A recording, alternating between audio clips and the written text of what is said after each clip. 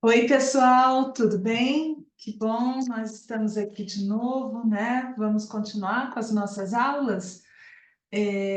Esta semana nós vamos ler um texto bem bonito, também bem expressivo, também de um escritor romântico. É um escritor da terceira geração romântica. Nós lemos um conto, né?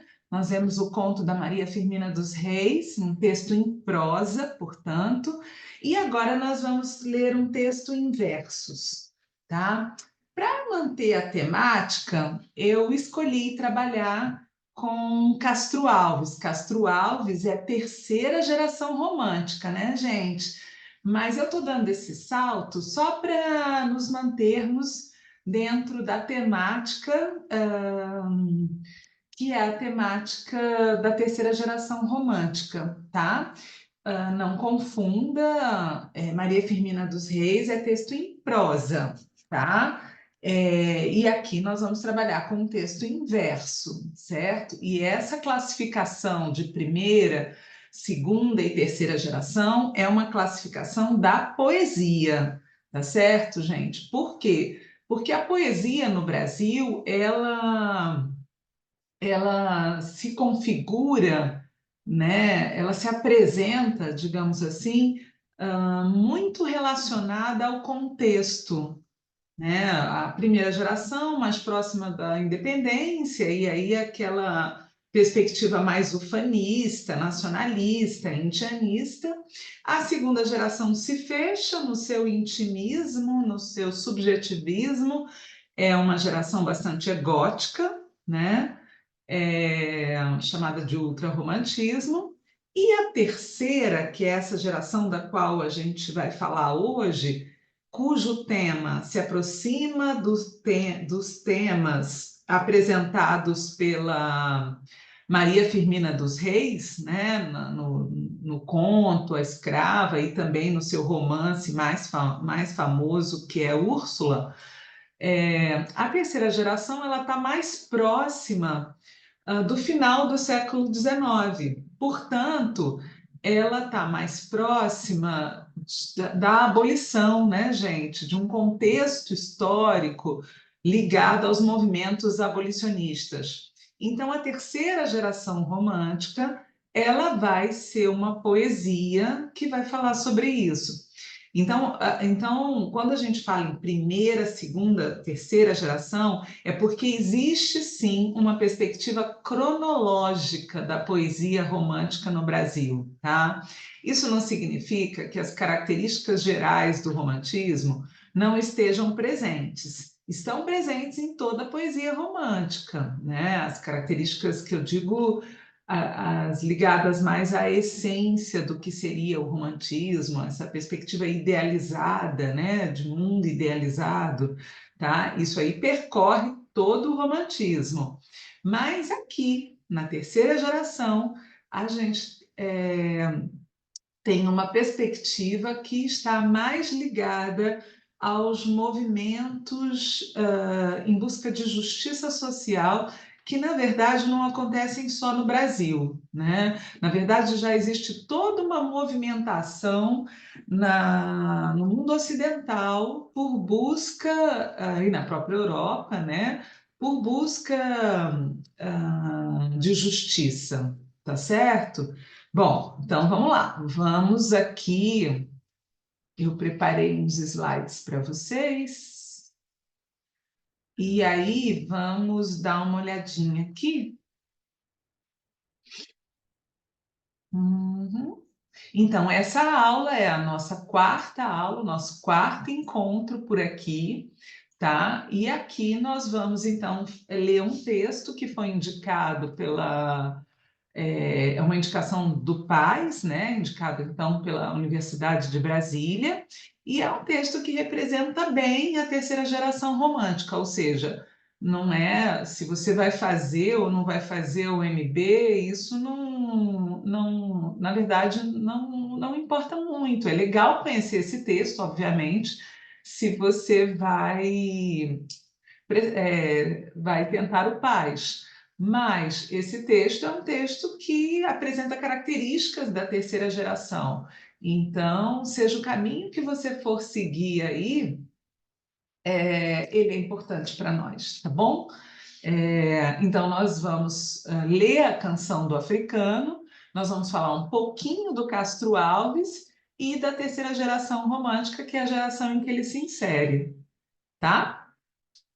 Então, vamos lá. A Canção do Africano é um texto que foi publicado em 1863, tá bem? Eu vou ler o texto todo, depois eu volto, tá bom, gente? Acho que é melhor fazermos assim, tá? Eu dei uma contextualizada aí para vocês no início, né? É, Só para vocês entenderem qual é a cena da, do poema, tá bem? Mas eu vou ler, depois eu volto lendo as observações que eu fiz, tá? Lá na úmida senzala, sentado na estreita sala, junto ao braseiro no chão, entoa o escravo seu canto, e ao cantar correm-lhe em pranto saudades do seu torrão. De um lado, uma negra escrava, os olhos no filho crava, que tem no colo a embalar, e a meia voz lá responde ao canto, e o filhinho esconde, talvez para não o escutar. Minha terra é lá bem longe, das bandas de onde o sol vem. Esta terra é mais bonita, mas a outra eu quero bem.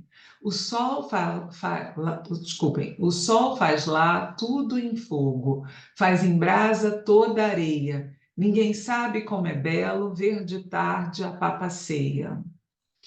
Aquelas terras tão grandes, tão compridas como o mar, com suas poucas palmeiras, dão vontade de pensar. Lá todos vivem felizes, todos dançam no terreiro, a gente não se vende como aqui, só por dinheiro. O escravo calou a fala, porque na úmida sala o fogo estava a apagar. E a escrava acabou seu canto para não acordar com pranto o seu filhinho a sonhar. O escravo então foi deitar-se, pois tinha de levantar-se bem antes do sol nascer. E se tardasse, coitado, teria de ser surrado, pois bastava escravo ser. E a cativa desgraçada deita seu filho calada e põe-se triste a beijá-lo, talvez temendo que o dono não viesse em meio do sono de seus braços arrancá-lo. Bom, vamos lá, né, gente? Do ponto de vista formal, esse é um poema formado por estrofes de 6 versos e estrofes de 4 versos, né? O poema começa com estrofes de 6 versos, né? As 2 primeiras estrofes são a contextualização, não é isso, gente? E por isso eu escrevi: em uma senzala, um africano escravizado sentado ao chão junto a uma pequena chama sente saudade da África, sua terra natal, e chora silenciosamente, né? Observe que o título do poema é A Canção do Africano. Não é a canção de quem está contando a história de que havia um africano cantando, tá? É, Mas aqui nessas 2 primeiras estrofes, que são estrofes em 6 versos, a gente só tem a alusão a essa ambiência, a esse espaço. Vejam bem, qual é o espaço? Úmida senzala. É um ambiente aprazível?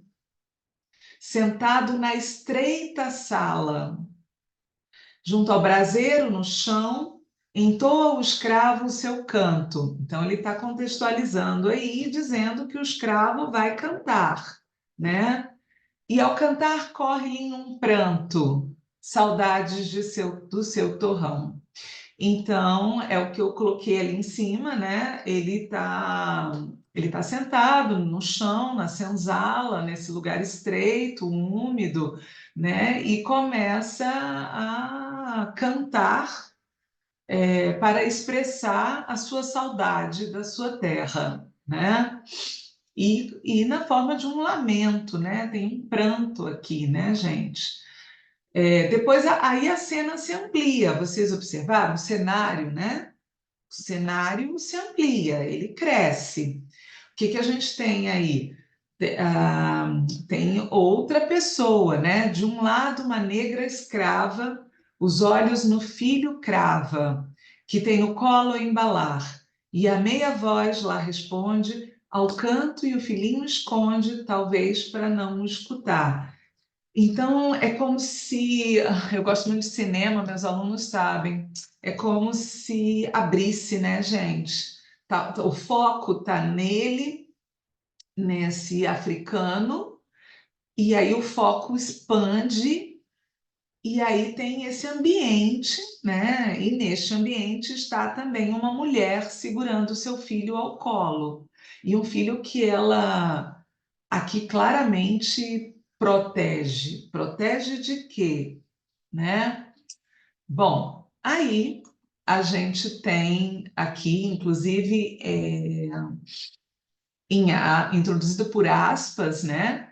O poeta dá voz ao africano cativo, em terras brasileiras. Eu dobrei aqui.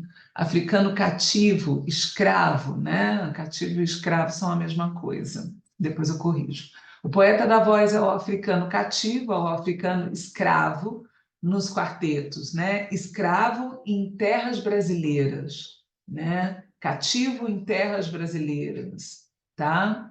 É, observem aí as aspas. Aqui é o canto do africano, propriamente dito, né? E observe que o canto do africano está em estrofes que têm 4 versos, tá?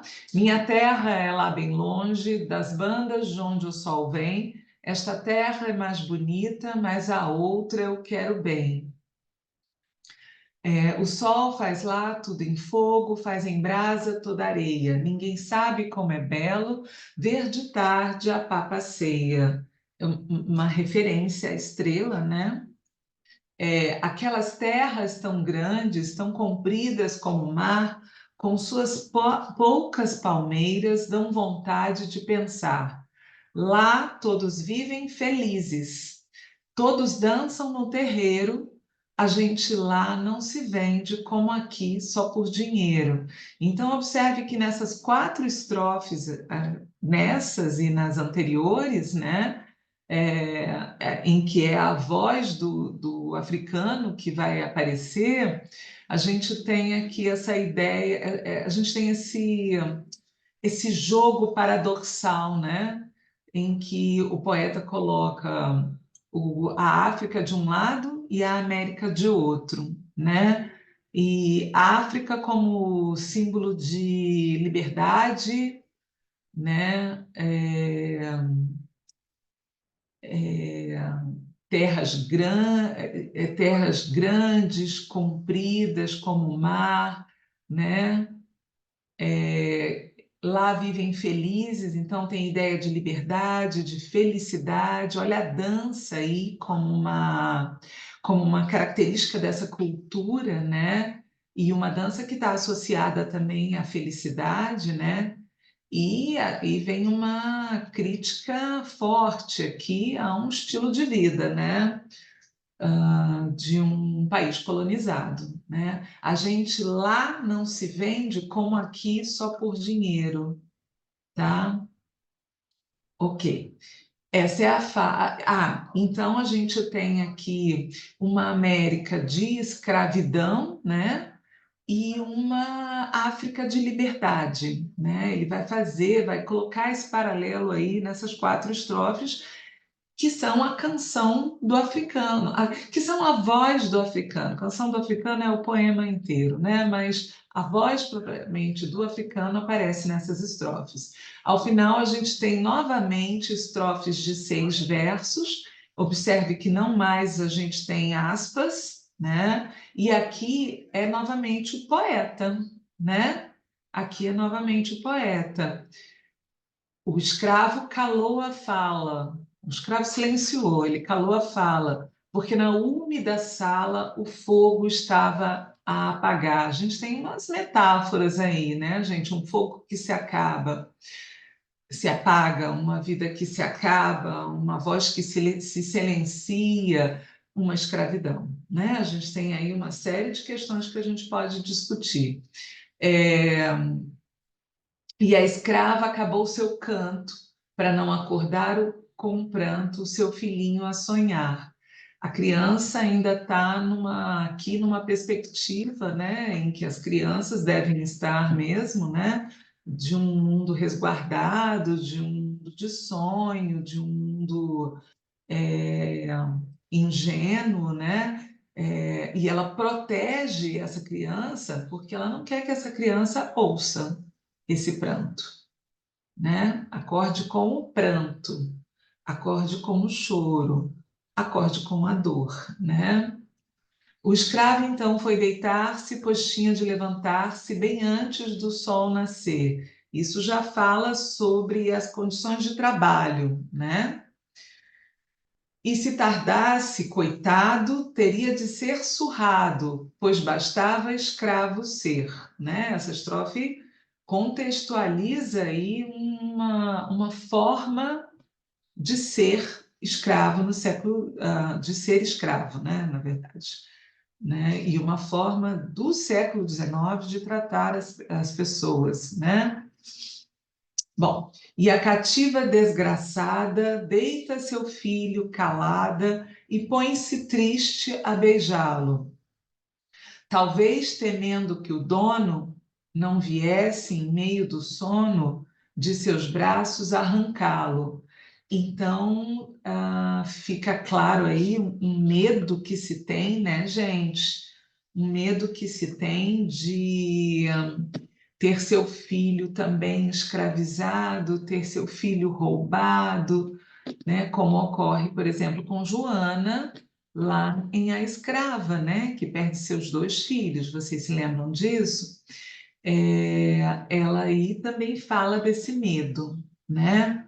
Bom, aí eu coloquei aqui para vocês algumas características da terceira geração romântica, só para a gente relacionar aí ao poema, tá? Só para vocês se lembrarem.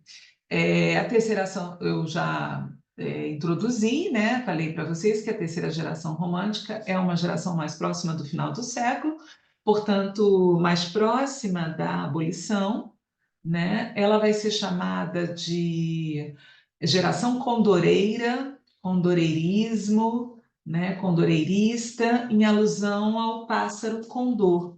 O pássaro condor ou albatroz, ele é uma ave com voo alto e solitário, tá? Essa ave de voo alto e solitário, ela é capa. Que metáfora é essa, né, gente? É a metáfora da possibilidade da capacidade, na verdade, né, de enxergar a grande distância.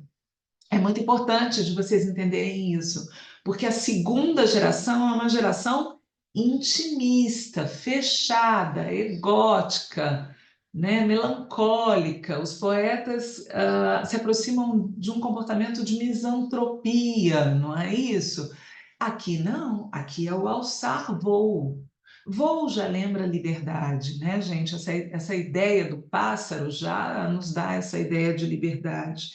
E essa perspectiva aí também de enxergar o outro, né? De enxergar além de mim, sair então desse intimismo, enxergar além, ou seja, enxergar o coletivo, enxergar a sociedade, né? Os poetas se consideravam, supunham ser também capazes disso, de alçar voo, de voar, de sair dessa perspectiva tão às vezes até um pouco ingênua, né, gente, de tão intimista, né? Bom, essa geração também é chamada de Hugoana, em alusão ao poeta francês Victor Hugo, porque Victor Hugo, nesse contexto aí, ele também está fazendo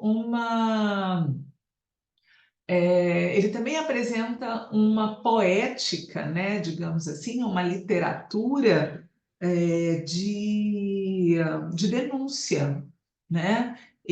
Só que ele é francês, então ele vai denunciar as péssimas condições, né, da França do século XIX, né? Ele também é um poeta, as péssimas condições de vida, de trabalho na Europa, né? Nós citamos em sala a obra Os Miseráveis. Ela é bem icônica nesse sentido, tá? E aqui no Brasil, o nome mais icônico, nós temos um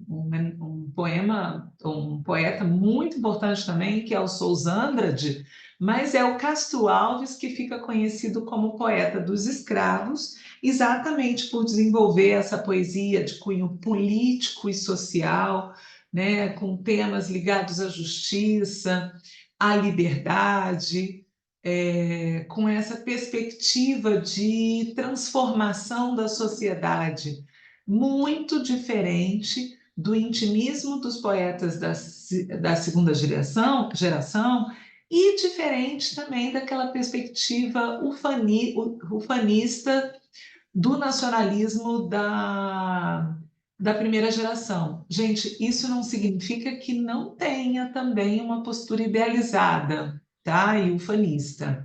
Ela tem, só que é como se ela fosse se suavizando e dando lugar, dando espaço a uma postura mais madura, cada vez mais crítica desse nacionalismo, tá? É uma visão cada vez mais crítica, acho que a gente pode dizer assim, tá? Ok, aí a gente tem, fui para trás em vez de para frente, agora acertei. Bom, e aí eu coloquei algumas características do Castro Alves, né? Porque é o nome aí mais icônico, né? Como Victor Hugo lá na França. Castro Alves ele é chamado de o poeta dos escravos. Ele, por esse espírito aí que nós colocamos, né, de transformação social, de justiça, de poesia social, liberal, né? Por isso, a gente vai dizer que ele já é uma obra de transição para a estética seguinte, que é o realismo, tá? Exatamente por essa postura mais crítica, mais realista, tá? Mas, mesmo assim, ele ainda mantém uma linguagem, ele ainda está preso aos, digamos, aos moldes e à linguagem romântica. Por exemplo, se nós lermos o Navio Negreiro, e eu sugiro a vocês que leiam e que escutem, inclusive, no disco O Livro, de Caetano Veloso, escutem o Navio Negreiro. É belíssimo, gente, é belíssimo. A percussão é do Carlinhos Brown, e a voz é do Caetano Veloso e da Maria Bethânia. Nossa, eu fico arrepiada só de pensar. É muito bonito. E ali, naquela declamação, fica muito fácil de entender essa grandiloquência, que é essa perspectiva, né, de muita intensidade, dramaticidade, que é uma característica bem romântica, né, gente? ouçam para vocês entenderem do que eu estou falando, né? Essa coisa bem exagerada, bem intensa do romantismo, tá certo? Aqui a gente tem um pouquinho disso na Canção do Africano, mas ele não abandona a linguagem romântica, tá? É, em O Navio Negreiro, a gente tem uma poesia épico-social que está em toda a obra Os Escravos, tá? Mas a gente fica aí a dica de ouvir o livro, O Navio Negreiro no livro. É um disco, tá, gente? É um CD, né? Você compra por aí, tá bom? Bom, aí, como eu disse a vocês, embora seja uma obra mais madura, de transição, isso tudo, a canção do africano tem algumas características. Por exemplo, vocês observaram que quando ele fala da terra, ele fala que lá não é tão bonito como aqui, né? Que as terras brasileiras são belas, né? Isso é ainda um resquício do espírito ufanista, né? Dessa coisa de exaltação da, da nossa natureza, da nossa terra, do nosso Brasil, tá? Isso não é tão forte em Castro Alves, mas aparece um pouco, tá bem? É romântico. Ele é um poeta romântico, tá? Eu também coloquei como característica romântica o fato de ele apresentar aí a voz, o fato de ele apresentar a voz de um africano, né? Tanto é que ele usa aspas para deixar claro que é a voz do africano, a canção do africano. Então, tem aí uma perspectiva, né, de humanização das pessoas escravizadas, né, que eram tão desumanizadas à época, né? Mas tem um lirismo, uma certa suavização, sabe, desse canto. Embora ele diga que é melancólico, é triste, tem a tristeza da escrava com seu filho, é suavizado pelo próprio lirismo, tá bom? Então, é muito importante, Castro Alves é sim um poeta social, tá? Ele faz sim uma poesia social, que já é uma poesia bem mais madura em relação à poesia das outras gerações, né? Ele, mas ele mesmo assim capta com lirismo a tristeza melancólica, e isso é bem romantismo, tá certo? Gente, acabamos por aqui, né? Nós vamos, na próxima, continuar trabalhando aí com textos na próxima aula, né? Nós vamos continuar trabalhando com textos do romantismo, tá certo? Ainda vamos continuar com o romantismo e vamos aos poucos conhecendo todas essas obras, tá bem? Bom, ok? Então tá, pessoal. Um beijo grande para vocês, tá?